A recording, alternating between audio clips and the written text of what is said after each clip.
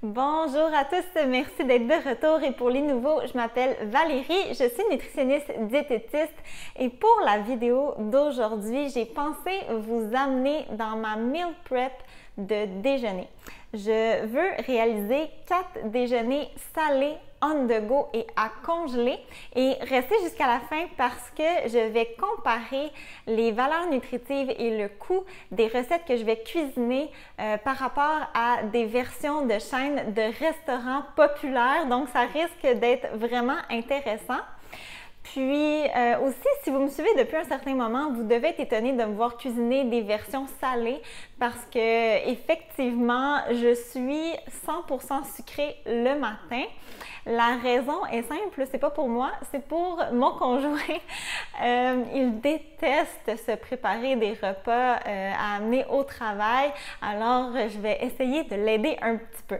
Donc, pour mes critères pour le choix des recettes, je recherche des déjeuners sous la formule Grab and Go parce que ils quittent souvent très tôt le matin. Des déjeuners qui peuvent se manger aussi à la main. Parfois, il est au bureau, mais parfois, il est sur la route et même sur des chantiers. Donc, c'est très pratique d'avoir des déjeuners qui peuvent se manger bien à la main. Les recettes doivent supporter la congélation. Mon objectif, c'est de faire plusieurs portions à l'avance. Des recettes idéalement simples à réaliser pour me faciliter la tâche. Des déjeuners salés, parce que contrairement à moi, lui, il est 100% salé. Des options végétaliennes, mais aussi des versions avec viande et des œufs là, pour offrir une belle variété. Donc, il va y en avoir pour tous les goûts. Et finalement, je veux des déjeuners nutritifs, évidemment, qui vont le soutenir pendant un bon moment. Donc, si c'est du contenu qui vous intéresse, n'oubliez pas de vous abonner à ma chaîne et nous, on commence ça maintenant. J'ai commencé ma meal prep avec des burritos végétaliens. Alors, dans une poêle, j'ai fait revenir un oignon dans un peu d'huile d'olive. Ensuite, j'ai ajouté une tasse de pommes de terre coupées en dés, une tasse de champignons tranchés et 3 gousses d'ail hachées. Une fois les pommes de terre tendres, j'ai incorporé un bloc de tofu émietté et j'ai fait cuire pendant environ 5 minutes. Ensuite, j'ai ajouté une conserve d'haricots noirs bien rincés et égouttés. Avec le tofu, les légumineuses vont servir de source de protéines en plus de fournir des fibres pour un déjeuner plus rassasiant. Au même moment, j'ai ajouté mes assaisonnements. Donc ici, j'ai un quart de tasse de levure alimentaire enrichie qui va donner un goût fromagé au mélange vraiment intéressant, en plus de fournir une quantité importante de vitamine B12. Puis, j'ai complété avec 2 cuillères à thé de poudre de chili, 1 cuillère à thé et demie de cumin, 3 quarts de cuillère à thé de curcuma, essentiellement pour la couleur, 1 quart de cuillère à thé de cayenne et une tasse de salsa. J'ai salé très légèrement et bien poivré et poursuivi la cuisson pendant environ 5 minutes. J'ai finalement ajouté 2 tasses de chou kale haché et j'ai cuit quelques minutes supplémentaires le temps que le chou ramollisse. Pour l'assemblage, j'ai déposé environ une tasse du mélange sur une grande tortilla de blé entier. Et là, vous pouvez voir ma super technique pour fermer mes burritos. Peut-être pas la meilleure, mais ça fait le travail. J'ai répété les mêmes opérations avec cette autre tortilla. Et maintenant, pour la congélation, la majorité des recettes suggèrent d'emballer individuellement les burritos dans du papier d'aluminium ou du papier parchemin pour ensuite les ranger dans un sac ou un contenant. Je trouvais que ça faisait beaucoup de papier. Alors, de mon côté, j'ai congelé directement mes burritos sur une plaque de cuisson couverte d'un papier parchemin. Une fois congelés, j'ai rangé mes burritos dans un sac de congélation bien identifié. Si vous avez un contenant, c'est encore mieux. Et en congelant les burritos au préalable, ils ne vont pas coller ensemble une fois dans le sac ou le contenant. Si vous avez une meilleure méthode à me proposer, n'hésitez surtout pas à l'inscrire dans la barre de commentaires. Pour la deuxième recette, j'ai continué avec la thématique burrito, mais avec une version plus traditionnelle cette fois-ci aux œufs et aux saucisses. Alors, dans une poêle, j'ai fait revenir un mélange d'oignons et de poivrons rouges dans un peu d'huile d'olive. Une fois cuit, j'ai assaisonné avec sel, poivre et j'ai réservé mes légumes dans un bol. Dans la même poêle, j'ai fait fondre un peu de beurre et j'ai fait cuire 10 œufs battus en remuant fréquemment. Et là, ici, c'est vraiment important qu'il demeure baveux parce que la cuisson va se poursuivre au micro-ondes au moment du service. Pour l'assemblage, j'ai déposé environ un quart de tasse de mon mélange de légumes, d'œufs brouillés et de fromage râpé. J'ai terminé avec une saucisse à déjeuner maison que j'ai défait en morceaux et les saucisses maison vont être une meilleure alternative que les viandes plus transformées comme le jambon, le bacon ou les saucisses du commerce. J'ai refermé mes burritos de la même manière que la recette précédente et malheureusement, non, je ne me suis pas améliorée entre-temps et finalement, j'ai utilisé les mêmes étapes pour la congélation. Pour la troisième recette, j'ai cuisiné des mini quiches végétaliennes, probablement la recette la plus rapide des 4 si vous êtes un peu plus pressé dans le temps. Alors, dans un grand bol, j'ai mélangé 2 tasses de farine de pois chiches. J'aime beaucoup travailler avec la farine de pois chiches. Elle a un goût vraiment unique et c'est une farine qui a une teneur un peu plus élevée en protéines et un contenu en fibres quand même intéressant. Puis dernièrement, je croise de plus en plus la farine de Gourgane qui représente, si je ne m'abuse, une alternative québécoise et qui a un profil nutritionnel quand même similaire. Alors, si vous avez de l'expérience avec cette farine, s'il vous plaît, m'en faire part dans la barre de commentaires parce que j'aimerais vraiment beaucoup l'essayer prochainement. Ensuite, si je poursuis, un quart de tasse de levure alimentaire, une cuillère à thé de poudre à pâte, une demi-cuillère à thé de poudre d'ail et sel poivre. Une fois bien mélangé, j'ai incorporé 2 tasses de boisson végétale. Je vous conseille de choisir ici une boisson végétale enrichie et avec protéines. Une boisson de soya, par exemple, pourrait bien fonctionner. De mon côté, ici, j'ai essayé un nouveau produit. En fait, c'est disponible là, en épicerie depuis un bon moment, mais c'est un produit qui est un peu plus dispendieux. Et là, cette semaine, elle était en rabais. Alors, j'en ai profité, je l'ai beaucoup aimé. C'est une boisson d'amandes et cajou enrichie et additionnée de protéines de pois, ce qui la distingue des autres boissons de noix qui habituellement contiennent très peu de protéines.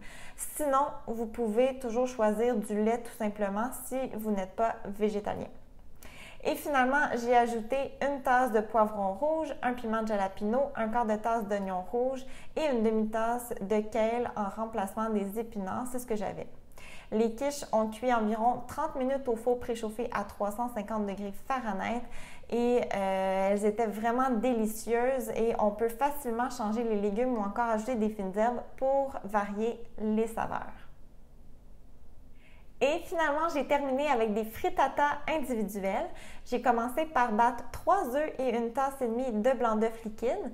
J'ai décidé d'aller vers l'option plus légère, mais si vous aimez moins les blancs d'œufs, vous pouvez les remplacer sans problème par 9 œufs supplémentaires pour un total de 12 œufs. Et là, malheureusement, j'ai perdu un extrait au montage, mais j'ai ajouté une demi-tasse de fromage cottage, un quart de tasse de fromage cheddar râpé, une demi-cuillère à table de poudre d'ail et une demi-cuillère à table de poudre d'oignon, une pincée de flocons de piment, un peu de sel et du poivre. Et là, si on reprend, une fois mélangé, j'ai incorporé une tasse de quinoa cuit, 2 tasses de brocoli grossièrement haché, 2 oignons verts hachés et une demi-tasse de persil frais haché. J'ai cuit les frittatas une vingtaine de minutes et je les ai laissés refroidir une dizaine de minutes avant de les démouler. Vous pouvez les mettre à broil quelques minutes pour un look plus doré, mais dans mon cas, j'ai laissé tomber cette étape-là parce que j'ai utilisé des moules en silicone qui ne supportent pas la fonction broil. Encore une fois, c'est une recette qui peut se découler en différentes variantes. J'imagine par exemple tomates séchées et basilic, feta et épinards ou encore anettes et saumon fumé, ce serait vraiment excellent. Dans les deux cas, comptez au moins 2-3 mini quiches ou frittata dans ce cas-ci que vous pouvez combiner avec un fruit par exemple pour un déjeuner plus complet. Et voilà, c'est tout pour les recettes. Et pour faire un petit retour, les recettes ont vraiment très bien supporté la congélation et ont été vraiment très appréciées de mon conjoint. S'il accepte, je vais vous laisser un petit extrait de sa réaction.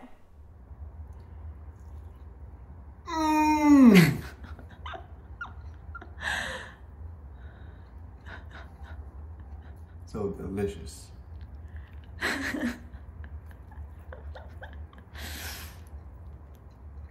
Pour vrai, c'est bon. Yeah. Maintenant, comme promis, je vais comparer les valeurs nutritives et le coût des déjeuners cuisinés maison avec les versions en restaurant. J'ai utilisé le wrap matin du travailleur saucisse de Tim Hortons, la commande typique de mon conjoint, comme comparatif au burrito. Alors, comparativement à la version en restaurant, le burrito végétalien maison contient 4 fois moins de lipides totaux et plus particulièrement 6 fois moins de gras saturés connus pour augmenter le mauvais cholestérol sanguin. Le sodium est réduit de 25 % et les deux ingrédients qui contribuent le plus au contenu en sodium dans la recette sont les tortillas et la salsa. Et là, j'ai laissé choisir mon conjoint le choix des marques qu'il préférait, mais en faisant un choix plus sensé ou en optant pour des versions maison, vous pouvez définitivement réduire encore plus la teneur en sodium. Sinon, un autre changement vraiment facile, c'est simplement d'opter pour une conserve d'haricots noirs sans sel ajouté. La version végé avec l'ajout des légumineuses et du choix de tortillas de grès entier offre plus que le double de fibres que la version en restaurant et la quantité de protéines reste similaire entre les deux versions. Pour le coût, la version restaurant vous coûte presque 4 fois plus cher et extrapolé sur un an, c'est 1500 $ de moins dans vos poches. Et ça, c'est sans considérer l'ajout d'un breuvage ou de d'autres extras à la commande. À l'exception des fibres, on observe la même tendance avec le burrito saucisse fait maison. Maintenant, pour les mini-quiches, j'ai utilisé les bouchées d'œufs au bacon et aux gruyères de Starbucks comme comparatif. Alors, comparativement à la version en restaurant, les mini-quiches maison contiennent presque 5 fois moins de lipides et attention, 26 fois moins de gras saturés. Le sodium est réduit de 57 % et la quantité de fibres est 5 fois plus élevée. Seul bonus de la version en restaurant, c'est le contenu en protéines qui est un peu plus élevé, mais comme mentionné plus tôt, selon votre appétit, vous pouvez facilement en prendre 3 plutôt que 2 ou de compléter tout simplement. Même en optant pour les bouchées de blanc d'œuf du Starbucks, les versions maison demeurent quand même plus intéressantes. Pour le prix, la version restaurant vous coûte presque 5 fois plus cher et c'est 1600 $ de moins dans vos poches sur un an. Encore une fois, on observe les mêmes tendances avec la recette de frittata maison. Comme toujours, mon idée n'est pas de démoniser les aliments, mais pour un déjeuner de tous les jours, on voit qu'on a beaucoup d'avantages à opter pour la version maison, autant pour notre santé que la santé de notre portefeuille. Et c'est ce qui conclut la vidéo d'aujourd'hui. J'espère que vous avez vraiment apprécié, j'espère que vous avez trouvé beaucoup d'inspiration. Et dites-moi dans la barre de commentaires si vous êtes dans une situation similaire à mon conjoint, puis si vous êtes plus de type sucré ou salé, et tant qu'à y aller, quel est votre déjeuner préféré? J'aime toujours ça vous lire dans la barre de commentaires. Sinon, je vous souhaite une excellente journée et on se dit à la prochaine. Bye bye!